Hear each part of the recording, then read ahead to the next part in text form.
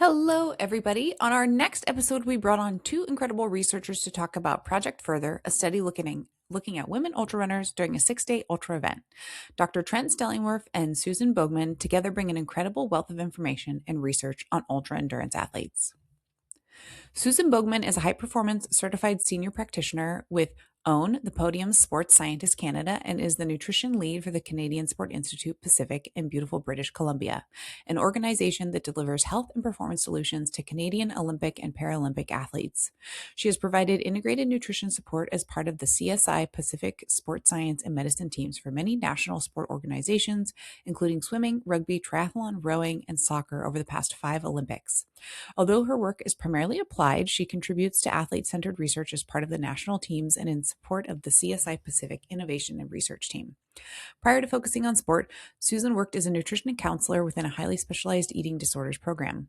Susan is a registered dietitian with the College of Dietitians of British Columbia and has a Bachelor of Science from the University of Alberta. Is a Level 2 certified anthropometrist with the International Society for the Advancement of Anthropometry, and is a contributing lecturer for the prestigious International Olympic Committee's Sports Nutrition Diploma. Dr. Trent Stellingwerff brings decades of leadership across various aspects of high-performance sport, science, and research, particularly in exercise physio and sports nutrition, to his current role as Director of R&D at the Women's Health, Sports and Performance Institute.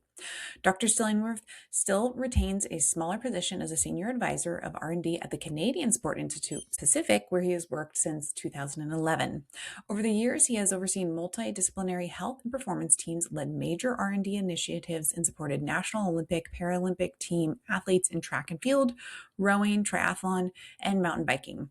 He's contributed to more than 160 peer-reviewed publications, co-authored international consensus statements, including guidelines with International Olympic Committee, World Athletics, World Aquatics, and Union Cycliste Internationale. He is a member of the International Advisory Board for the International Olympic Committee's Diploma Program in Sports Nutrition and S&C programs, and currently co-chairs Canada's National Working Group on Relative Energy Deficiency in Sport. His recent work centers on advancing the science of female athlete health and performance. Dr. Stellingwerff's academic background spans leading institutions in human performance and nutrition. He completed his Bachelor of Science in Nutrition and Exercise Physio at Cornell University and earned his PhD in Human Exercise and Skeletal Muscle Physio from the University of Guelph, followed by a postdoctoral fellowship in Exercise Muscle Physio at the University of Maastricht as the WHSP Director of Research. Dr. Stellingwerff guides the Institute's scientific strategy, research agenda, and cross-disciplinary collaborations, helping to build the evidence base that elevates care for female athletes everywhere. This was a super fun episode. Enjoy the listen. Hello, everybody, and welcome back. We have for you guys Susan Boegman and Trent Stellingwerff. Thank you so much for joining us. It's a mouthful. Spelling that in kindergarten is hard. So yeah, we're happy to be here. I'm excited to have you guys.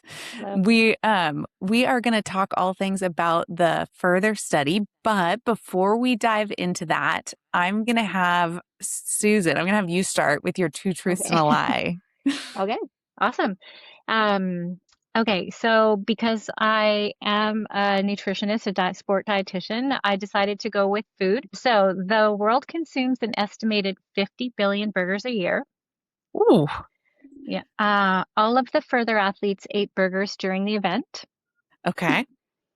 And the classic burger, the beef patty, lettuce, pickles, and cheese, is known as the California burger. We were in California after all, so let's go. All right. Okay. I love it. Okay. And then, maybe, are these stumping you, Trent? I'm just curious. Oh yeah, this Okay. is good, Susan. I don't know why you were worried about playing this game. Yeah.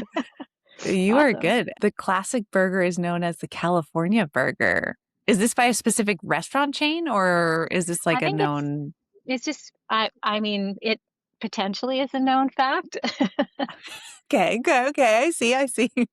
Don't want to reveal anything. I mean, I have seen endurance athletes eat burgers and pizzas and, sandwiches while they're out there doing stuff. So I definitely think that could be feasible for sure. The world consumed 50 billion burgers a year. I also, unfortunately, could see that being true. Yeah. I mean, maybe it's even, well, maybe it's more than that. Maybe there's a number fudging there. Okay, so I think maybe that's what I'll do. I'm gonna go with the world consumed 50 billion burgers a year as the lie, because maybe there's like a different number situation there. And then Trent, I'm gonna have you break down your two truths and a lie. Yeah, mine's a lot more personal, so you're gonna Okay. get a laugh out of this. So during the peak of the Seattle grunge rock era 30 years Hmm. ago, when I was in university, I had dreadlocks, Okay. 6 tattoos, Okay. and a nipple piercing. Are these all the truths and lies? Those are the three. Good luck. All right. This you cannot probably find on Google, huh? No, you're not finding that.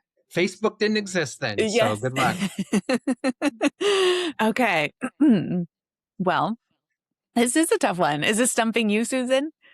Oh, Is it- I know one of them, but I'm not sure about the other two. Yeah.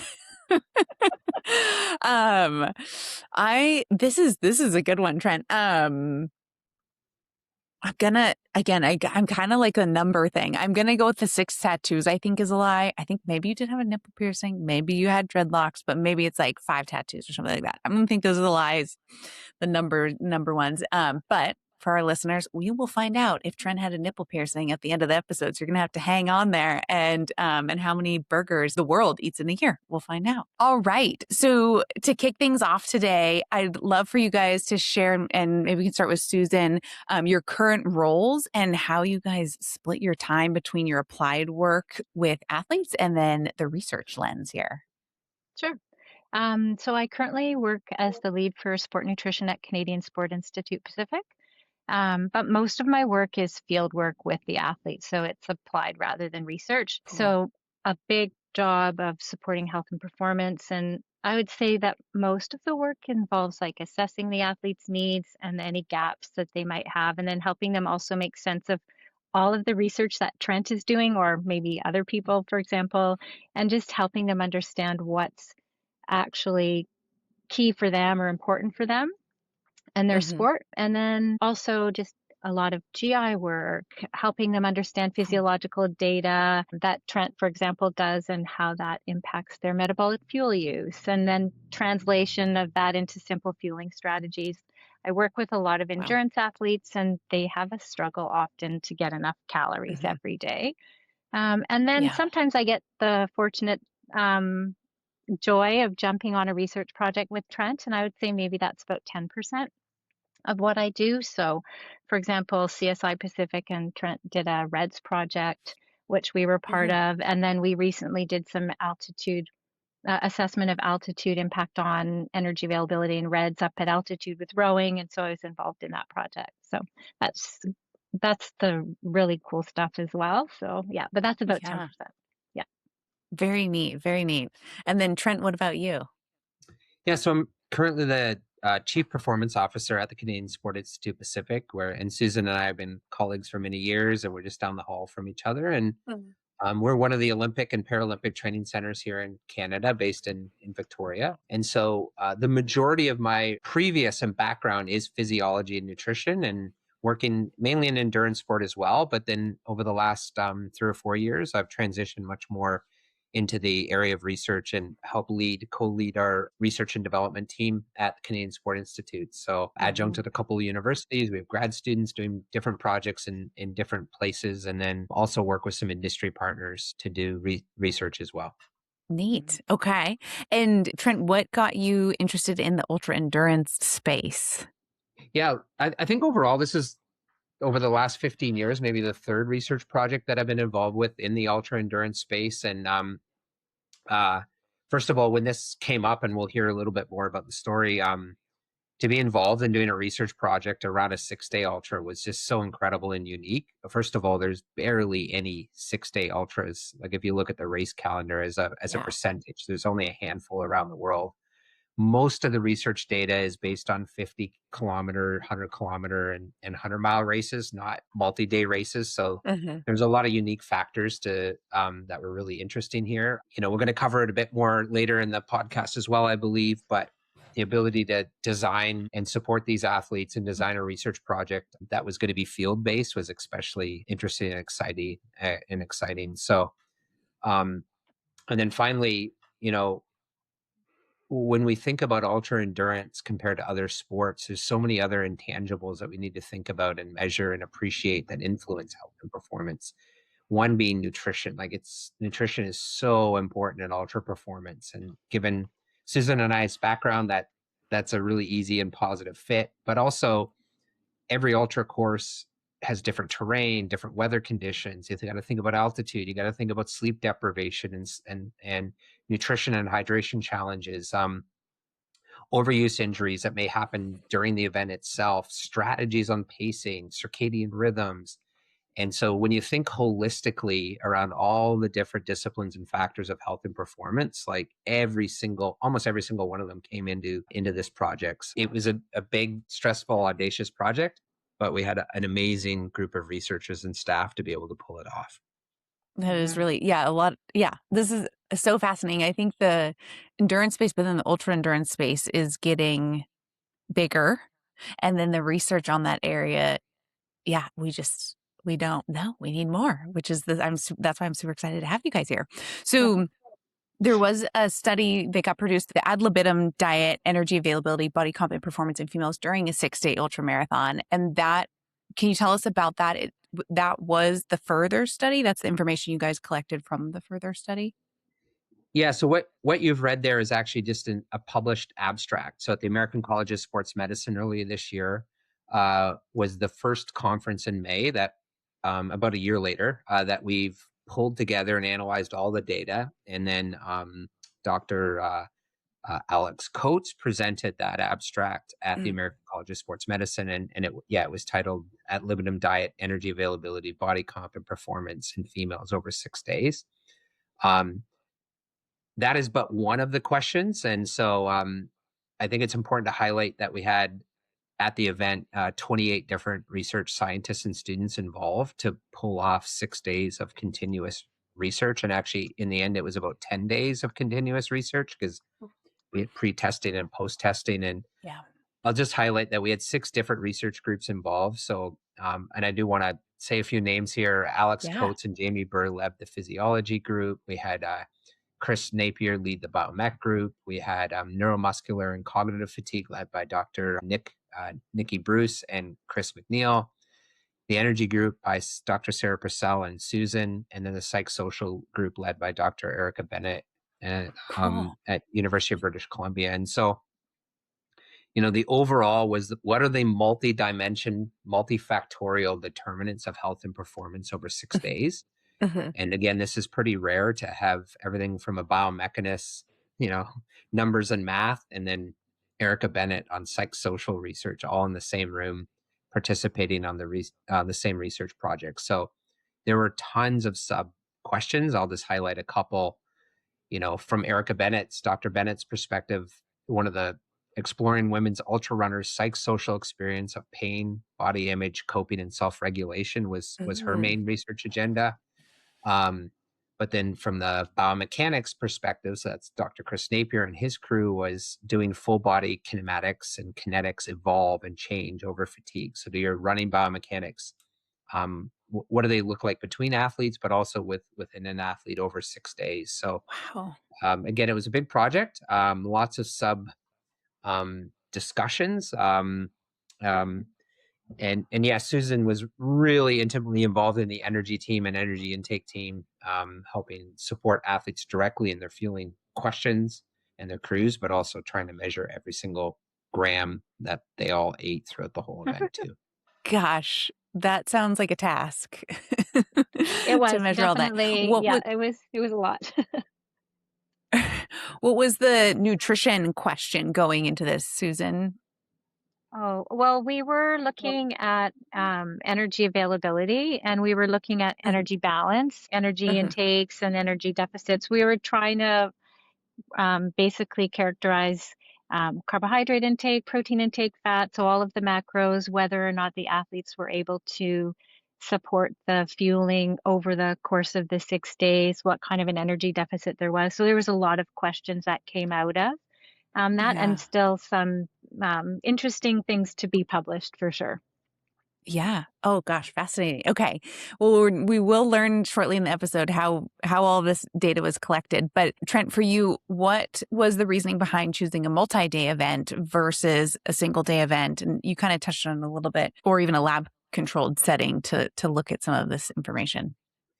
Yeah, I think most athletes and coaches and most applied sport researchers and sports scientists are most interested in high ecological validity. And high ecological validity really is how transferable are the results to your environment and your reality.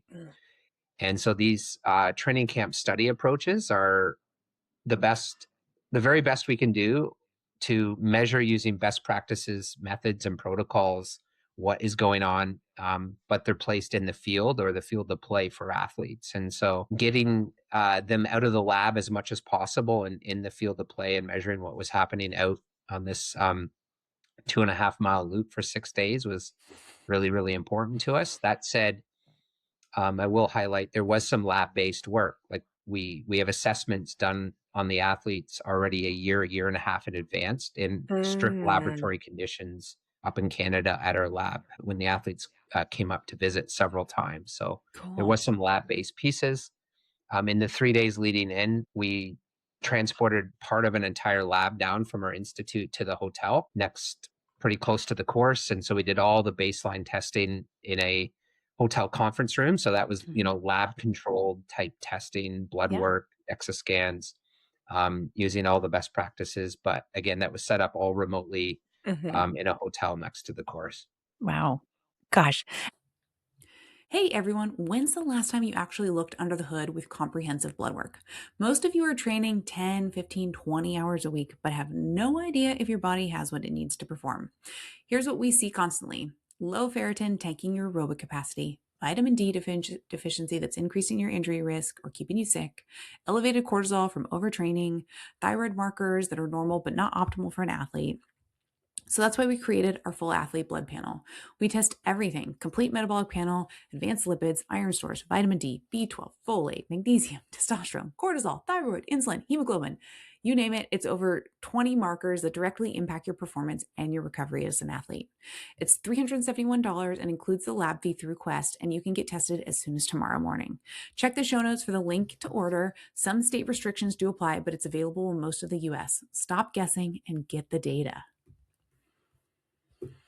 And can you tell us a little bit about the study, genders that were participating, age ranges, things like that? Yeah, you bet. So there's very little in the literature at all on multi-day ultras, let alone multi-day ultras with just a female cohort. So this is, I believe, the only multi-day ultra that's not a case study in female athletes. So that was super unique to be able to address through multifactorial ways what was going on. And so leading into this, though, obviously we had an industry partner involved, and it's really important to highlight Lululemon sponsored this, and this project doesn't happen without an industry partner and their backing behind all the research that went into it. They put a lot of their own people and their own passion and their own resource into this project, and these athletes were all sponsored by Lululemon to be part of the project as well. Beyond that, there is emerging evidence in the literature, and some evidence been there for 20 or 30 years, that females compared to males might have certain physiological or psychological advantages for ultra endurance. And therefore, the typical world record gap between males and females is in running events is about 10%. And perhaps there's a way that over these ultra endurance events that, females can bridge the gap and close the gap down to 5 or 7%. And there's certainly examples in smaller fields of women winning ultra races outright over males as well. And so, a big part of that, without getting too deep into all the physiology and everything else, is on average, women have 15 to 20% greater prevalence and or cross-sectional area of slow twitch muscle fibers. Slow twitch muscle fibers fatigue less. They're more resilient. They result in less muscle damage and quicker recovery. They also result in less carbohydrate use, so more fat metabolism. And when you're looking at the determinants of ultra performance, just from a fiber type perspective, all of those things are really important and positive to have. But conversely, with it, another example is there's also amazing data on that women can pace better than men. They probably have less ego involved, a little more pragmatic and realistic around their pacing, So there's several reviews that have highlighted this. And so that also was part of the interest in focusing on females. Mhm. And certainly to bridge the gap. And like, there's barely any research on female health and performance. And that was a big piece of it as well. Yeah, I absolutely love that. So, and there was how many participants in the study? We had 10 women, and they not only did they all start, but they all completed. And so I feel like we're Yay. all pretty proud of that. And, I think just to speak to the fact that they were from all over the world, like we had from the US, from Korea, Wow. China, Japan. So that was pretty exciting, although it did sometimes pose some challenges too. And we definitely had needed an interpreter, for example. Mm. And there was a wide variety of ages, like age 27 to 48. So we had a big Wow. age span. And then we also had quite a variety of training and performance levels as well. Yeah, I'd love to know that because didn't the participants too, did they set their own goal for the They 6 days? did. Can you tell Yes. us about that as well? Yeah. Well, so probably the best person to tell us about that would be Dr. Charlene Orr, who was our lead for mental performance at Mm, the time. And she sat down with the athletes and did chat with them about what their goals might be. So they were mm, all individual based on where they were coming from. So, for example, we had 4 athletes that were professionals. 3 of mm. them were elite ultramarathoners. And we had one athlete who was what we would call a tier 5 athlete, and she was a world record holder. And then we had 6 athletes that we would call trained or developmental. And one of them, in fact, had only started running for the project. She literally decided to sign on, not having run a step, and then she trained for an entire year beforehand. So I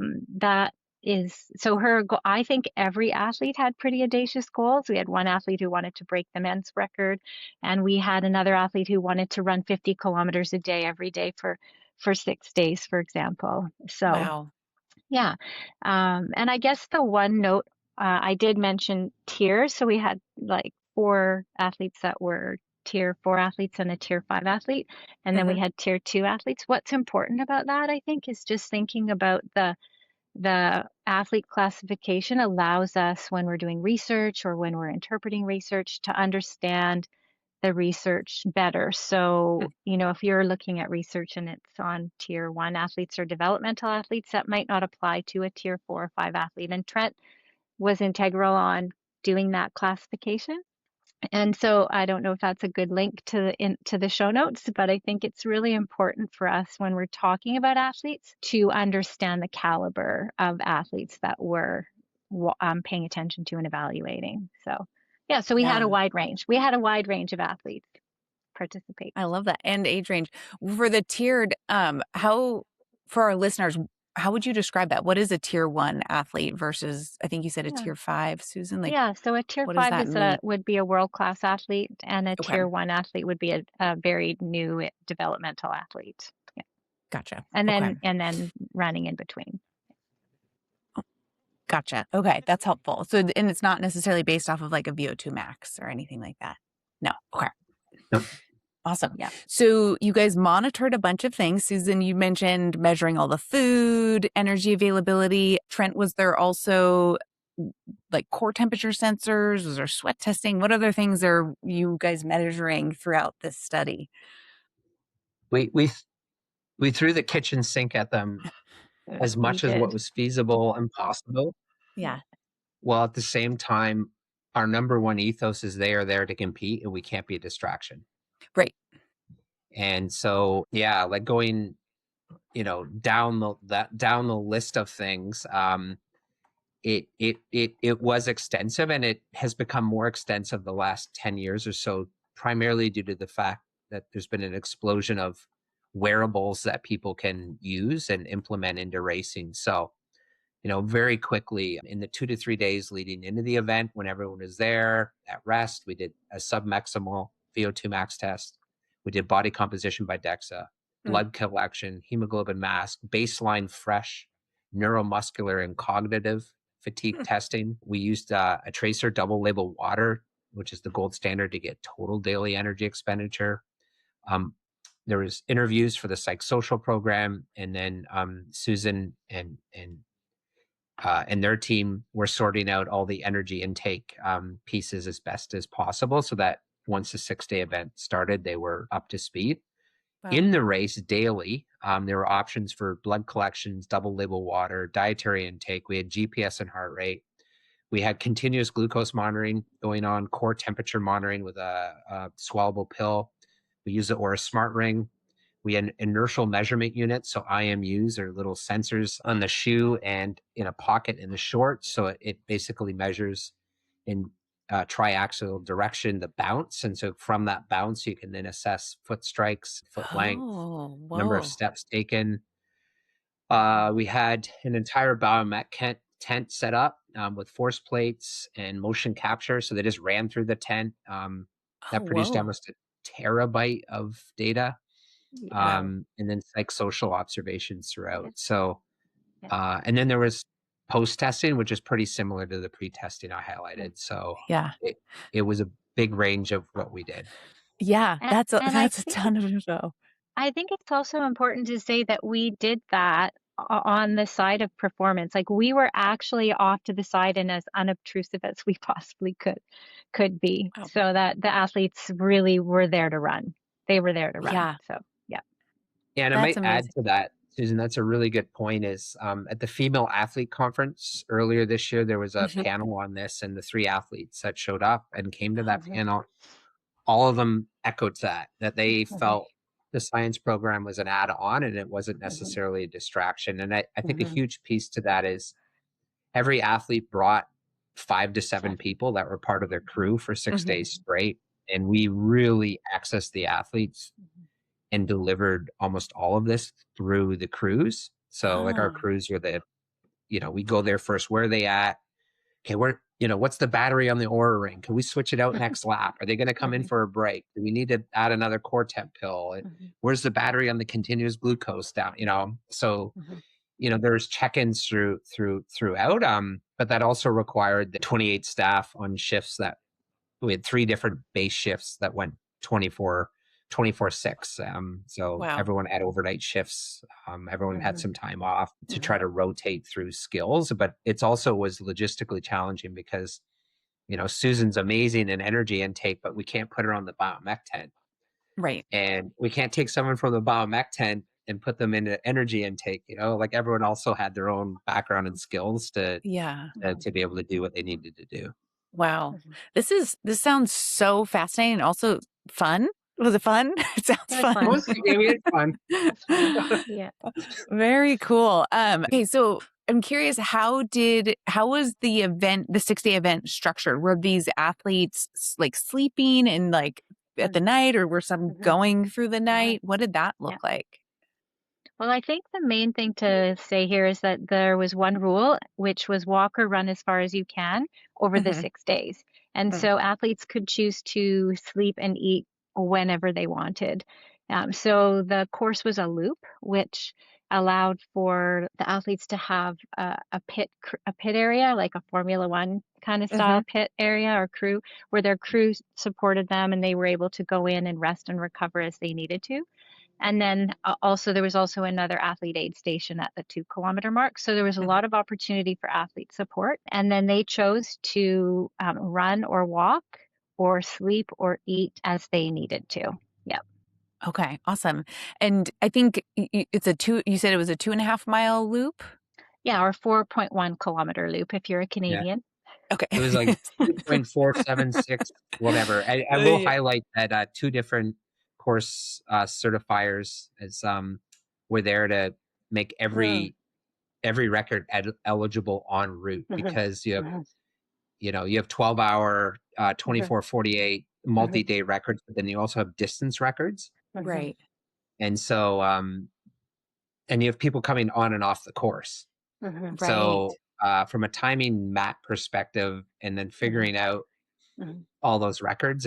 Wow. That even the logistics around that is quite extensive and tricky, but it was all Yeah. validated, all confirmed, and like there's a representative from USA Track and Field. Anti-doping was there. They did anti-doping tests, Wow. uh, pre and post as well. So it was a legit event. Incredible.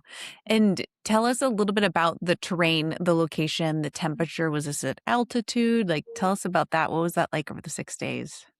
Yeah, the event took place at Lake Kauai, which was in California, and it was a loop around a lake. So I think it was about 80% gravel and about maybe 20% paved, and a little bit sloping, a little not. It was mostly flat, but not completely flat. Hmm. So that I would say that's the main thing about the terrain. The athletes mostly liked it. There was a little one section, I think, where they didn't love it because it was a little bit soft, but I think Mm. otherwise it was pretty good. And Trent will probably tell you that they searched long and hard to try to find something that fit for all 10 Yeah. athletes, a course that was um, high quality enough that some records could be broken. But that was also interesting and didn't Mhm. cause too much neuromuscular fatigue, etc. I mean, there's a lot of things that went into this, and that was not my area, but I'm sure Trent could talk quite to specifically about how long they looked for a proper location. Wow. So Trent, did you want to say anything more about that, Yeah, or? uh, you know, you're looking at a location that checks a few boxes. One in terms of terrain, projected environmental conditions. You don't want it too Mm. hot. You don't want it too Yeah. cold. Right. Kind of Goldilocks. But Yeah. there's some athletes that would rather do a 6-day ultra on a 400-meter track, Mm. and then there was other athletes that would like to run in the mountains for 6 days straight and never Yeah. cross the same path. Yeah. Right. And so you're trying to thread the needle between those dynamics, and then also have a place that was, and it was just stunning. It was beautiful. Yeah. Now, interestingly enough, and this came up in our panel in at Project Further, or at the Female Athlete Conference as well in Boston, as we were entering into their windy season. It wasn't supposed to start Mm. until April, but 2 or 3 days before the event, there was this huge, massive windstorm, Oh, shoot. which actually caused like a whole bunch of damage and issues. And some athletes were supposed to land that day, and their flights got delayed a day. And Oh, no. so that's field-based research. Hmm. The entire plan that we had and all the schedule, we just ripped it up and almost started over 2 days out again, because Oh, we had to no. move the media day, and we had to move interviews, we had to move course recon, we had to move where the crews were going to see the course, we had to move meeting times, and while rebuilding parts of the course that were already pre-set up. So I had no gray hair prior to this event. I'm kidding. I did have gray hair, but eh, Yeah. there were some times I was like, oh my, well, what have we Yeah. gotten into here? But in the end, there were a couple of days where it did rain or get a little windy, but it was Mm. nothing like the few days before. And I think the Okay. vast majority of the event, the weather was pretty good. Yeah. Yeah. Yeah. Nice. Do you recall temperature ranges, like highs and lows, out of curiosity? And you can give them in Celsius. I mean, I remember the average was around 20 degrees. I think maybe it got as hot as 30, Mm. but it was full sun, so it was warm. Hmm. And in fact, and then nights, it was in the desert, so it was Yeah. also cool at night. Hmm. And so, but that allowed, we ended up having about 35% of the running done at night, I think, because it was full sun and it was Oh, pretty warm in the day.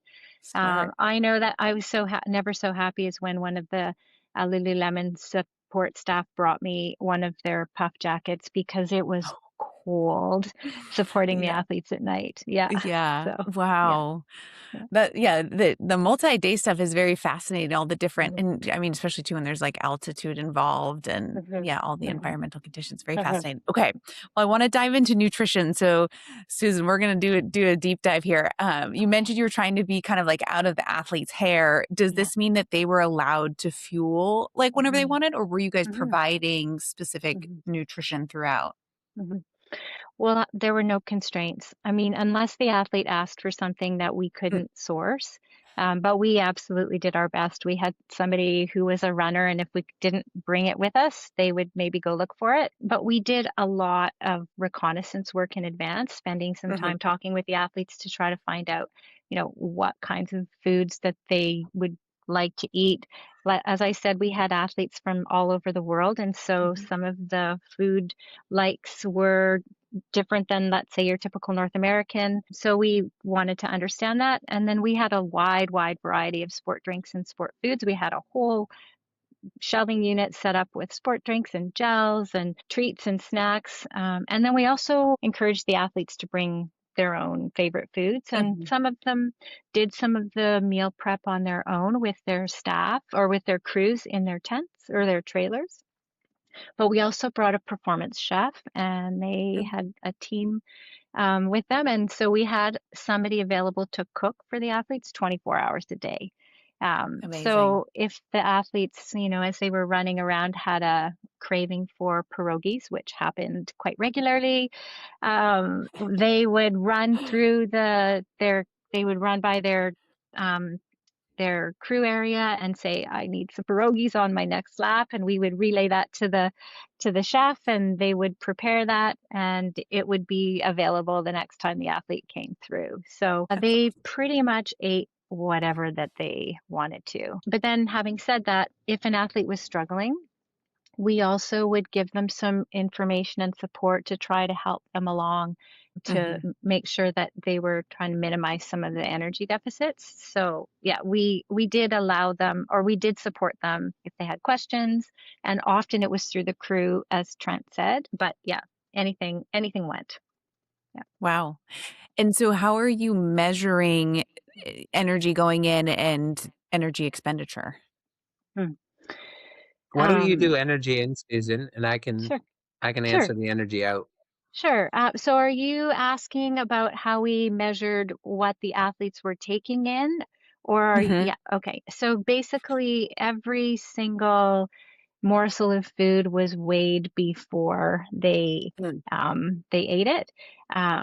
So some of the foods were recorded as like each individual portion. So if it was a burrito, we measured each item that went into the burrito, and then they would eat what they wanted to, and then we would pick that apart and reweigh that. If it was like a lasagna, for example, we would use the weight back system, which meant that we would pre-weigh the food, and then we would measure the plate waste. And then through the day, if let's say some athletes ate a lot of gels, their team would keep all of the wrappers, and then we would get the wrappers at the end, and we would note that they had, let's say, 8 Morton's gels that day, and then we would log that in.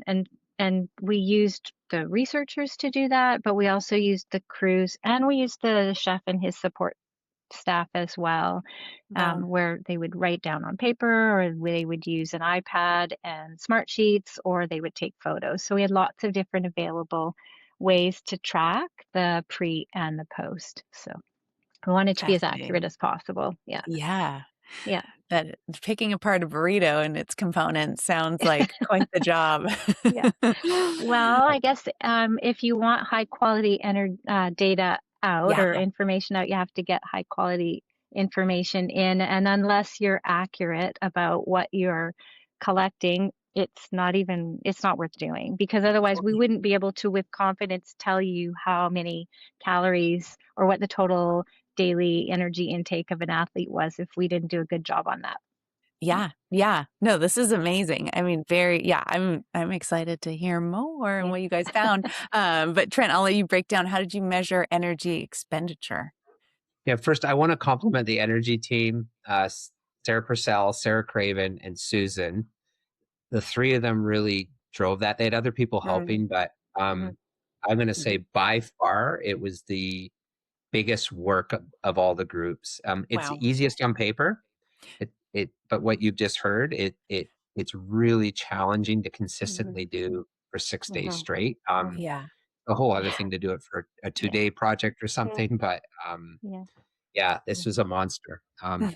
Yeah, On I have the to say though, Trent, that we had such great support from the crews, right? If they wouldn't have been able Yeah, to be on board, it would have been a much bigger job. So, yeah, we have to kudos to the crews. Yeah. yes, I agree. I Yeah. agree. Yeah, they were all really Yeah. awesome and engaged. Yeah. They were great. So on the energy balance is energy intake, which Susan just described. versus energy expenditure, or total daily energy expenditure. And so total daily energy expenditure can be measured indirectly with double labeled water. And so what they do is they have a labeled oxygen and a labeled hydrogen in the water that you drink. And when we collect the athlete's urine, we can measure how much of the labeled hydrogen ends up in H2O in the urine, and then make a whole bunch of calculations. It's quite expensive, expensive urine and expensive water, Yeah. to then calculate the total daily energy expenditure. Mhm. Within total daily energy expenditure, there's different components. There's 4 different components. There's the exercise energy expenditure. There's the non-exercise activity energy expenditure, which is walking around or working or talking. There's the basal metabolic rate, which we measured pre and post in the lab, resting metabolic rate. And then there's the thermic effect of food, which is the energetic cost to process food to make energy. And so there's always an estimate of about 10% on that. So we measured basal metabolic rate. We measured total daily energy expenditure with the label. We measured energy intake. We have a very strong estimate for the thermic effect of food. So the only thing left over is exercise energy expenditures. We measured the exercise energy expenditure by subtraction, Mm, but we've also done it indirectly by heart rate and speed bands based on the testing we did in the few days leading in, because we had a mm. metabolic heart. We were measuring the caloric cost of exercise Right. and the heart rates, and we had walking data all the way up to running data, so we can back calculate that through the entire event for every athlete. And then we also used some different estimates like metabolic equivalents, heart rate equivalents, and other ways. So part of the paper will be showing the 4 or 5 different methods Mm-hmm. across all of these ways to estimate energy expenditure, and then highlighting over a 6-day event which one we think is most accurate. So I got a little nerdy on all the inputs there, but I think yeah, it's important for the listener to understand the rigor that goes into doing these projects. Yeah. So with the doubly labeled water within the urine, does that mean every time the athlete has to use the restroom, like they have to go to a specific location because you're collecting their entire 6 days worth of urine? Great question. No, we did it Okay. in 2 3-day chunks. Oh, wow. So we got that with the baseline urine. So they Mm-hmm. produced a clean sample prior to drinking the water. They drank Mm-hmm. the water. We then got a sample 3 to 4 hours later. So we had the peak amount of tracer in the urine. Okay. We got a sample on day 3. So we could look at the total daily energy expenditure over the first half of the race. Mm. And then we got a sample at the end after day 6. So we could look at the Oh. second half of the race. And generally speaking, double label water, you can't get energetic resolution over hours. It's usually you need a few days for the method to work. So that fit really well for us. Yeah. Wow. And then But yeah, another, especially at the end of the event during the celebrations, like there was a bunch of us that had well, someone brought mimosas. So I have this picture of me drinking champagne orange juice in this hand, and then I had a urine sample in this hand. So um oh yeah. no. Hopefully the 6 days of fatigue doesn't like catch up and Right. Yeah. yeah. I did have a question too, doing a multi-day event with the was it this temperature sensor you said they swallowed? Yep. How do you Yeah. know when that's out of the body? Yeah, we don't. It's one single use only. Let's just be clear here. Yeah. We're not recycling those. Yeah, so you can also get temperature live. So there's Mm. a Bluetooth feature to it, so you Oh, can whoa. see with the sensor as soon as you get close to the athlete it takes Oh. maybe 30 seconds or 1 minute. But when Mhm. they come in for a break at the pit stop, our wearables team, we had a team just based on sensors, Yeah. would go in, see where they're at. But we also proactively gave extra swallowable sensors. They're the size of a small, like almost like a fish oil capsule, a little Mhm. bigger than normal. And so you could tell right away when they're excreted, but we then would have Right. another one in there. So in many instances, we'd have 2 measuring within the intestinal tract, within the system at any given time, Oh, okay. just in different spots in the intestinal tract. Wow, that's so fascinating. All of this is so neat. Like just nerd out on all this data. Okay, so you got tons of data. Are you guys able to share? You said it was just an abstract that's out. Are you able to share what you guys discovered so far? Yeah, like we've shown the data at 2 conferences now, Mhm. that the top level kind of physiology data, and Mhm. I can highlight in the next couple of years, there's probably going to be 8 papers published on different areas. We have an overall methods paper that we've published already. And then we have the capstone paper that's in review right now. So the capstone paper is the top level methods and overview of what we saw that integrates kind of like the highlight reel for each group, but not the details. Mhm. Because in each research group, whether it's energy or biomechanics, we'll do several specific papers on what they found there. So from the nutrition caloric top level perspective, and in the abstract that you saw and what we presented, I can give the listeners a little bit of a lowdown here and a bit of a highlight reel. Yeah. So first of all, athletes ran anywhere from 200 to over 900 kilometers throughout the event in 6 days, which for Wow. all of them is just completely amazing. And Yeah. there was a really neat, very tight correlation. The more you ran, the more you ate. Mhm. And so people really did self-select, even on a day-to-day ratio.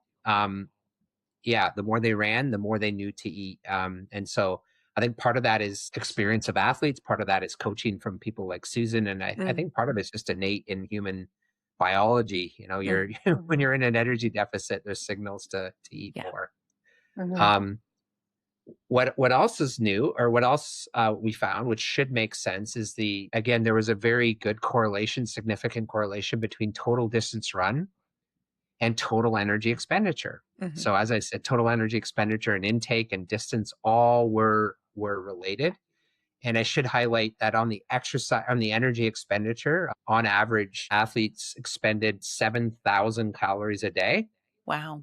of using the double label water. But we had 3 female athletes that recorded the highest energy expenditures ever recorded in the literature. So they kind of set metabolic world records. So Well. we had one that averaged 7,600 calories a day for 6 days straight, one that averaged 8,800 calories a day for 6 days straight, and then one that averaged 11,300 calories a day for 6 days straight. So it Whoa. was just phenomenal, phenomenal energetic output over that 6 days. That did result in on average a negative energy balance of about 2.5 to 2,200 calories. Like Mm. you just can't eat that much over the 6 days. And Yeah. so there was definitely negative energy balance throughout. A few athletes popped into the positive on certain days that were doing less mileage, but Mhm. generally speaking, Mhm. yeah, throughout the 6 day event, there was negative Mhm. energy balance. And Mhm. again, despite what I just said, athletes that went further ate more. Mhm. However, athletes that went further also had more negative energy balance. So you Mm. just can't, when you're Mhm. expending 11,000 calories a day, Mhm. yeah, that one athlete was still eating probably Yeah. 6 or 7,000 calories a day, but there's Mhm. still a 4,000 calorie a day gap. Yeah. And so those are some of the neat outcomes that we're seeing that will be in this capstone paper that is in review. And once that's out and published, there's a whole bunch of other details, and maybe we'll have to come on to your podcast again and Yes. talk a little more about the details. We're reticent to discuss more until the paper's accepted and those details Right. are out in the published literature. Yeah. Are you able to share the individual that was expending over 11,000 calories a day? Was that the person that was also covering the most mileage? Yep. Yep. Okay. That's correct. Yeah. Okay. And yeah, like all this is done under ethics and Mhm. anonymized athletes, but they also know, and it was written into their consent forms and their ethics, you're in a 10-day race with lots of media coverage. So people are gonna, in some instances, figure out who you are. And most of the athletes are like, oh no, I want to promote this on social media. And so yeah, that top athlete, I mean, you can Google search it. It's Camille Herron, and she Mm. was is absolutely mind-blowing, phenomenal in terms of Wow. the 901 point whatever kilometers she covered in 6 days for a new women's world record. Wow.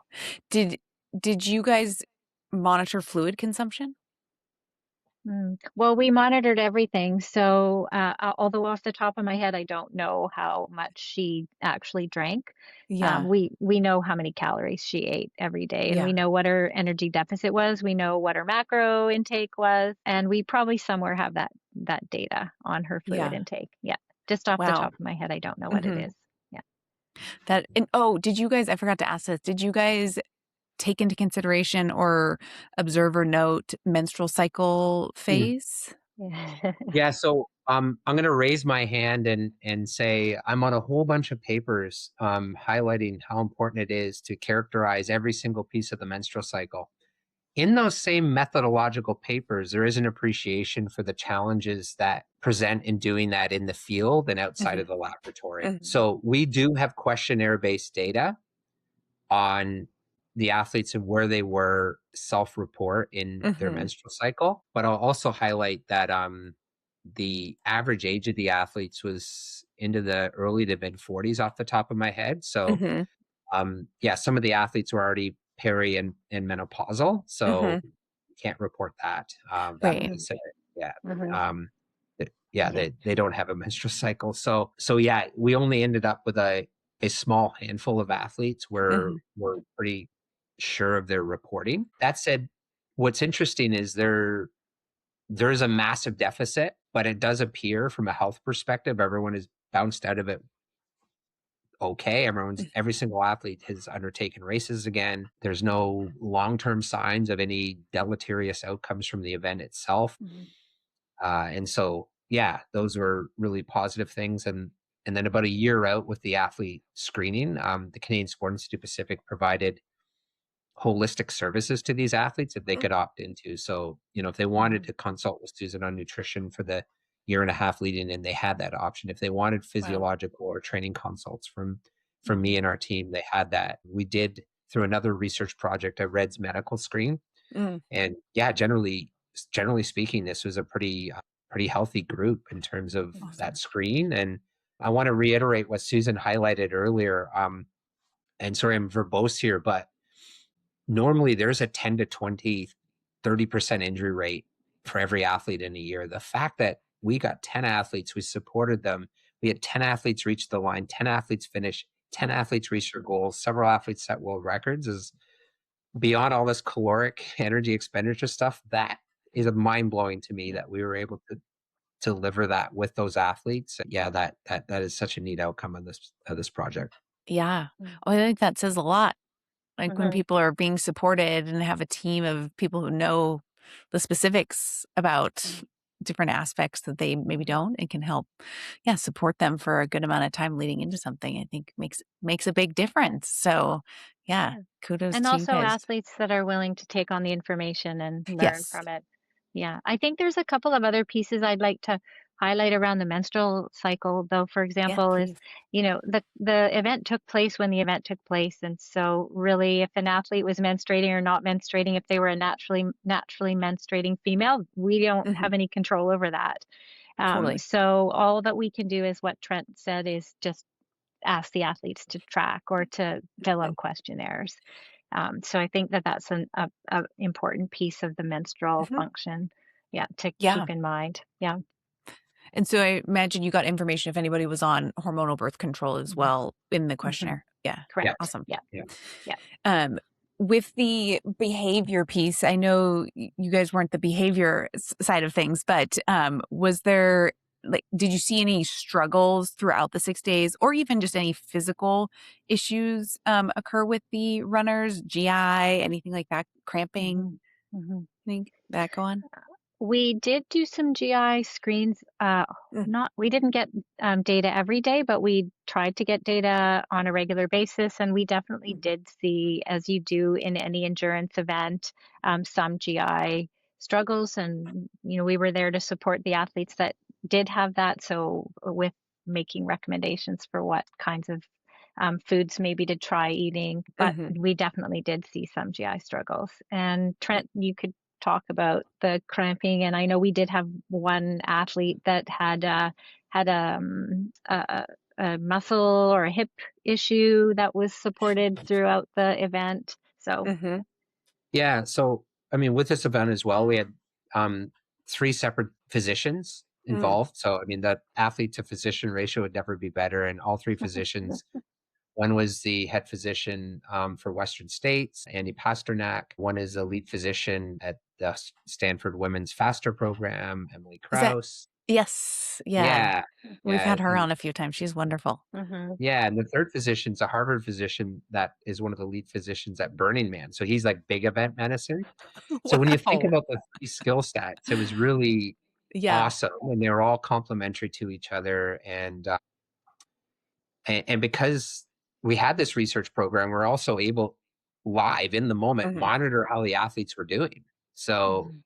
to give feedback to the physicians or their crews, like, oh, look at their blood sodium's here, or their creatine kinase has gone to here, or what have you. So, that was indirectly from the research program, another layer of kind of safety involved. Mhm. And I'm pausing. Susan, you pitched me something and I totally forget what your question was. Huh. Oh, well, I think your question, Oh, I Kyla, know. was related to Yeah. muscle issues. Yes. Yeah, so I I did pitch that yeah, to you. so for sure there were some individuals that were working through some muscle issues and some muscle challenges. We we on certain days brought in physios and massage therapists to the Yeah. event, and then Mhm. we actually had two different physiotherapists that were in the biomech team that Mm. also helped do not only biomech but actually said, you know what, I can help here. They stepped in and helped out with some physiotherapy, and Nice. um, so there. I think overall, every athlete set their best distance of what they were hoping for, but I think a couple of athletes probably could have went a little further. But Mhm. yeah, Mhm. I mean, 10 athletes, 6 days, you're going to Mhm. have a few niggles show up, but they all Yeah. finished running again together and smiling at the end. So Mm. at the end, Yeah. it all came together. That's Yeah. great. Are you guys able to share any info on the body composition changes throughout the 6 days? I can speak to it a little bit. Okay. And it's mainly going to be a little bit of a technical discussion. It's going to blow you away. I know I just said, like, on average, people had, an negative energy balance of 2 to 6,000 calories a day. Yeah. The body weight changes pre to post as a group were not changed. Oh, And that has been shown in several studies in multi-day ultras, or if you talk to Grand Tour cyclists, usually after a day off, or when heat comes through, um, there is a whole bunch of water retention that happens in multi-day ultras. yeah. And and so when they came back in for their body composition and body weight after the event, we have another way to actually assess and indirectly look at blood volume, and their Mm. blood volumes went up anywhere from 20 to 40%. That's mainly that Whoa. that water retention piece. And Yeah. what's thought is because of extreme dehydration or heat through multiple days, yeah, your kidneys send out a whole bunch of hormones, renin, vasopressin, aldosterone, that tend to send a signal, oh, I'm dehydrated, I better hold on to all water that I have. And Mm. it can cause some bloating, or the legs are thicker, their feet are fat. And so in a body weight perspective, on average, there was no change. Uh, The other way that we look at body composition is through DEXA scans. And mhm. we had DEXA pre when they're all under resting conditions. We didn't even attempt a DEXA scan post Mm. because it violates all the methodological principles of getting a good DEXA scan, Oh. which means you should be in good neutral hydration state and resting conditions. Well, we're not going to hold the athletes there for 3 or 4 days afterwards to get a DEXA scan. Right. So long story short, they were in massive energy deficits, but it doesn't show up in body weight losses because of this acute effect of hyperhydration and retention Interesting. of fluids. Yeah. Yeah. Do you think from a recovery standpoint that that is favorable? Like the body's doing that, and does that help with recovery, or should athletes, like, if they feel bloated like that, should they be trying to get that water out? So it depends on the context of your question. I firmly believe through millennial that Mother Nature knows what she's doing, just as a principle. Yeah. So yes, I do think that there's a recovery piece there that Mother Nature knows what she's doing. However, this can also happen on rest days in the middle of the Tour de France. Mm.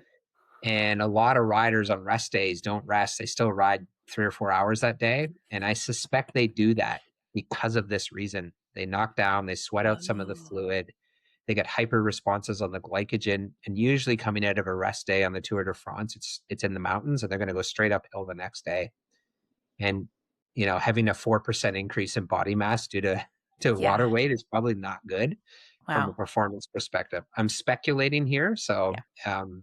I think it depends on the context of the situation. Wow. Yeah. So fascinating. Okay. Well, I want to be mindful of your guys' time. Is there any other nuggets you want to share about the further study? What do you think, Susan? I think we got the highlight Yeah. reel. Yeah, I think so. I think the main things for me were the level of energy deficit. Obviously, you wouldn't be able to continue to sustain that over more than 6 days. I think Right. you're pretty much getting close to the maximal ceiling that an athlete can be in such a deficit. I think maybe Trent, one thing that was found was that the neuromuscular fatigue piece. I don't know if you're able to Mm. speak about that. I think that was pretty fascinating. Yeah. Yeah. So that's true, and that's led by Chris Napier and Nick Bruce. Dr. Nick Bruce, she just defended last year. So what they did is they had a contraption that they brought down that does maximal voluntary contraction, where they actually stimulate the muscle. So it's not like a Oh, cattle prod, but it takes the brain out of it, and they can yes. get a maximum voluntary contraction. And they looked at that on a force plate indoors, fresh, and then after the event. Oh, wow. And for the legs, there was no significant deficit. And there is data. Thank you, Susan, for highlighting. There is data in women to show Yeah. that women, compared to men may have a more of a protective effect and more Mhm, resiliency to mhm, neuromuscular fatigue. mhm, And Wow. we don't have an N equals 10 male cohort going at the mhm. same time. That would have been Yeah, really neat. But yeah, anyways, that was quite astounding. yeah. In the arms, they did show a deficit. Oh, Mhm, interesting. mhm. So um, that's up to Chris and Nikki to tease out. That's their research area. Right. Mhm. But that's an interesting outcome for sure. Mhm. That is fascinating. I Wow. guess one thing we didn't highlight was the minimal sleep that the athletes got. At least I don't think we talked about that. I Mm-mm. mean, I think they were averaging about 5 hours a night, but 1.5 hours a night for one of the athletes. So I think that, what does that, that's like, how many, that's 9 hours over the course Yeah. of the event.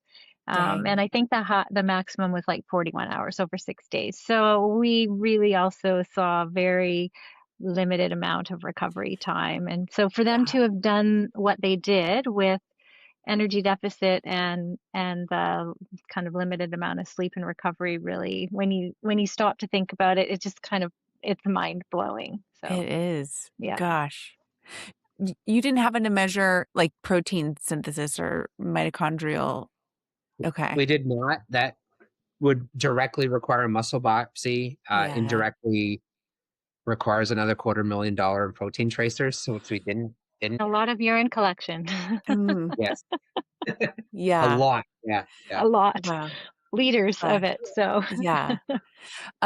Okay, I have one last question. Speaking of all that, if you're allowed to share this part, creatine kinase levels you drew that, was it immediately after the 6 days?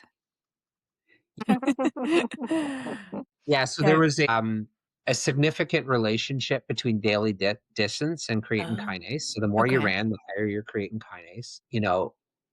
There's some of the highest creatine kinases I've ever seen. So one of the athlete peaked out on day 2 and 3, approaching 10,000 units in terms of creatine kinase. Wow. But what was interesting is by day 4 and 5, she was down to 7,000, 4,000, and then post race down to just under 2,000. So you can see an adaptive effect Fascinating.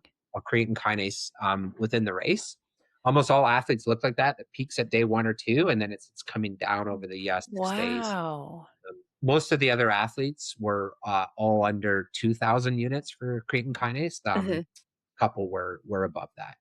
I Wow. suspect creatine kinase will also be really significantly correlated to the eccentric component of a course, the downhill parts. And because our Yeah. course was pretty flat, um, a lot of these creatine kinases weren't that huge, except one or two of the athletes that went Hmm. really met distances if you measured it at Western States.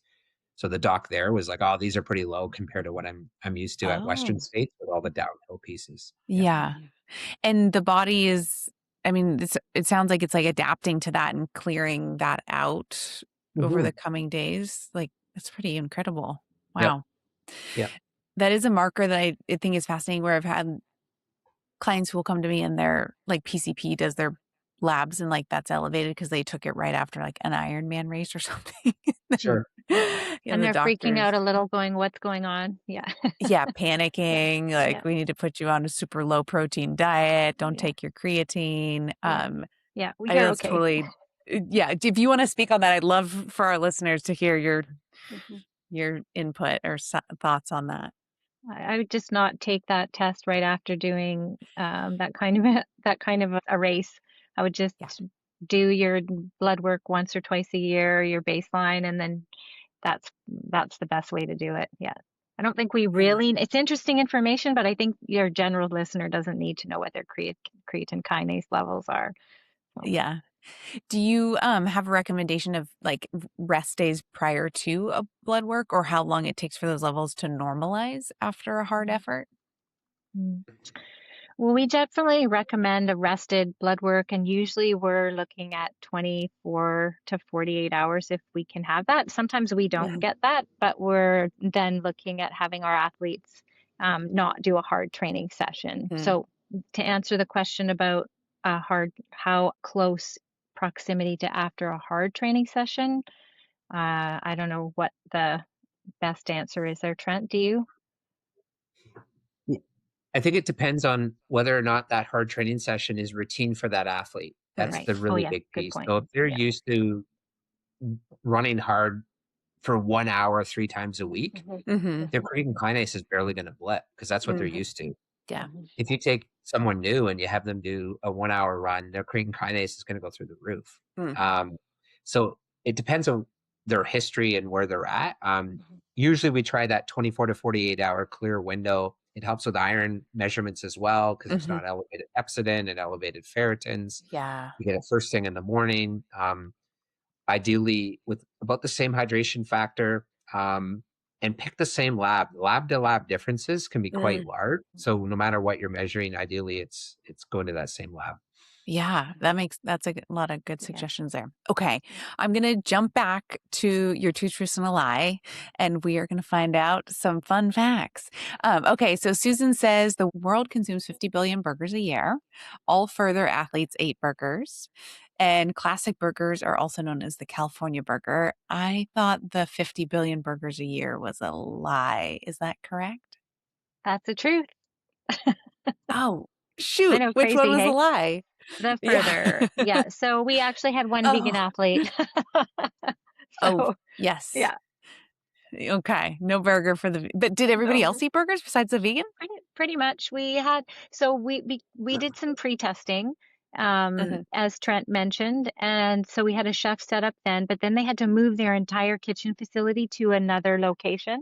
And Wow. so while they were doing that, there was a little tiny bit of a window, and we went for In-N-Out burgers for the athletes. And then, Trent, you said during the peak of the Seattle grunge rock era, you had dreadlocks, 6 tattoos, and a nipple piercing. I'm thinking the 6 tattoos was a lie. Which one was your lie? You're right. I only have one small tattoo on my leg. So All yeah. right. So Yeah. there was a nipple piercing and dreadlocks. Yeah, yeah. And don't do this at home. I went to Woodstock 99 because I went to state as school at Cornell, which is like Mm. quite close to, and I got that piercing like 2 weeks before going to that Oh, going to that. no. Just the dumbest idea ever. Yeah. And it somehow didn't get infected. I have no idea how that didn't happen. Wow. So there you go. That is impressive. Wow. Okay, well, this has been super fun. Where can our listeners find you, follow you? When do we think this paper is like officially getting published? Do we have an idea? That's a tricky estimate. Yeah. I've had papers published in 2 weeks to 8 months. Oh, It yeah. depends on the number of reviews. It depends Yeah. on what the reviewers think of it, how quickly they do the reviews, how many review cycles we have. So Wow. next 4 plus or minus 2 months. Yeah. Okay. Great. And then, are either of you speaking at any conferences coming up in 2026? I'm not. I have a slew of them. Yeah. Yeah. I'll speak at the American College of Sports Medicine Mhm. conference. Mhm. That's in Utah, and then the International Society of Sport Nutrition in Florida as Nice. well. I think those are my two US ones. I have one in Germany in March, but that's like a Cool. translated one or whatever. Yep. Awesome. I might see you at the ISSN one. I'm going to try and go to that. Yeah. Yep. I'll have to pop in and say hi. And then Susan, where can people find you, follow your research? Are you Well, taking on probably clients? if I don't take on clients because I'm 100% subscribed to Canadian Sport Institute. Gotcha. And Hmm. I'm generally not really much on social media. So I think if you want to follow my research, you're following Trent's research because mostly everything that he's doing, I'm in the background supporting. Well, not mostly, some of. So yeah. Awesome. Perfect. Well, this has been super fun and fascinating. Thank you both, Susan and Trent, for joining us. This has been wonderful. Yeah. Thank you very Thanks much. for It was a having us lot of on. fun. Thanks for inviting us. Yeah. You bet.